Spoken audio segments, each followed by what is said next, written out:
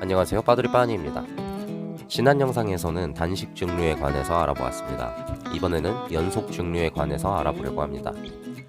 단식 증류는 먼 옛날 연금술사들이 사용하던 증류 원리를 그대로 사용하는 거라 매우 전통적인 방식의 증류법인 반면, 연속식은 1800년대 초반 로버트 스타인에 의해 고안되고 이니아스 코페이에 의해서 개량되어 상대적으로 역사가 매우 짧고 현대적인 방식입니다.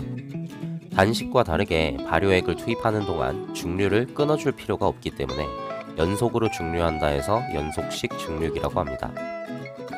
그러므로 생산비용, 속도에 있어서 단식보다 월등하게 효율적이라는 장점이 있습니다. 단점으로는 단식에 비해 증류기 설치 비용이 많이 들며 증류액이 가진 풍미 성분들이 매우 부족하다는 것입니다. 보통 같은 종류의 술이라도 단식에 비해 연속식이 맛이 없다라고 하는 것은 바로 이런 이유 때문이죠. 좋게 얘기하면 순수 알코올에 가까운 증류액을 얻을 수 있고, 나쁘게 얘기하면 술의 풍미는 매우 떨어진다는 겁니다. 쉬운 예로 증류식 소주는 단식 증류기를 이용한 소주를 말하며, 희석식 소주는 연속 증류기를 이용한 소주를 말합니다.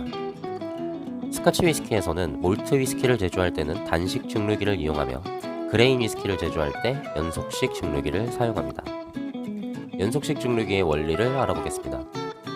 긴 원통이 연속 증류기입니다. 이 원통의 내부는 여러 개의 층으로 나뉘어 있습니다.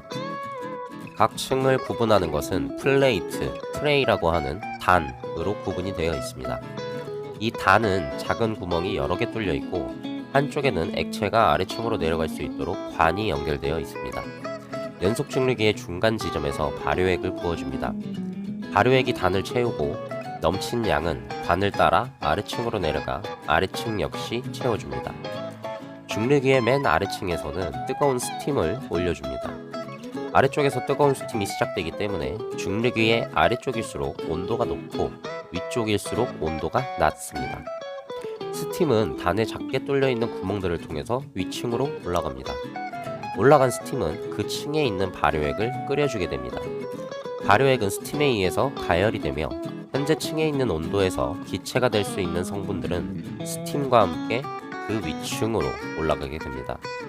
스팀과 함께 올라간 발효액 성분들은 그 위층에 있는 발효액을 또다시 가열하게 되고, 2층에서 역시 가열되어 기체가 되는 성분들은 또다시 위층으로 올라가고, 가열되지 못하고 액화되는 성분들은 발효액과 섞여 아래층으로 떨어지게 되죠.